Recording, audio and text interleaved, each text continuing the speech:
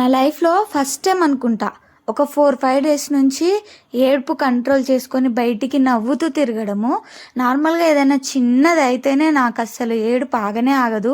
నీళ్ళ కుండ వస్తూనే ఉంటది. అట్లాంటిది ఇంత పెద్ద కష్టమొచ్చినప్పుడు అసలు ఏంటిది? కొంచెం కుదుట పడదాం అని అనుకునేలోపు ఏంటి మన సిచ్యుయేషన్ ఏంటి? మన లైఫ్ ఏంటి? బేసిక్‌గా అందరికీ కష్టాలు ఎప్పుడో ఒకసారి చుట్టంలాగా వచ్చిపోతాయేమో గానీ, మాకైతే మేము 24 అవర్స్ ఆ కష్టంలోనే బ్రతుకుతాము. ఎందుకో తెలవదు. అనిపిస్తది ఒక్కొక్కసారి. అన్ని పాపాలు చేసే వాళ్ళే బావుంటారు. కనీసం చీమకు గూడా హాని జేయడానికి నచ్చదు మాకు. మాకే ఎందుకిలా దేవుడు ఇలా ఎందుకు చేస్తున్నాడు అని తిరుగుతా ఉంటది మైండ్‌లో. ఎవరికైనా చెప్పినా జాలి పడతారు. ఏం చేస్తారు? ఎవ్వరు ఏది చేయలేరు. మనది మనమే చేసుకోవాలి. మనది మనమే చూసుకోవాలి. కానీ ఎందుకో నాకు అసలు వీడియోస్‌లో చెప్పడం గూడా ఇష్టం లేదు. కానీ చెప్పాలనిపిస్తుంది.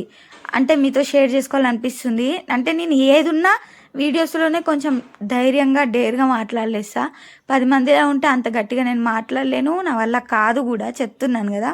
ఏడుపొచ్చేస్తదని. అంటే మేము తట్టుకుంటున్నామని ఇస్తాడా దేవుడు? లేకపోతే వీళ్ళకి ఇంతే అని అనుకుంటున్నాడా? ఏది అర్థం కావట్లే అసలు నాకు నిజంగా లిటరల్‌గా నా మైండ్ అన్నది పని చెయ్యట్లేదు. అసలు ఏ పని చేద్దామన్నా ముందుకు పడనే పడతలేదు. కాలు గానీ, మైండ్ గానీ, చెయ్యి గానీ ఏదైనా గూడా అసలు నా వల్ల అవ్వట్లేదు. ఏంటో ఈ రాత. దేవుడు మా మొహాలు చూసే రాసాడనుకుంటా మా రాత అనేది.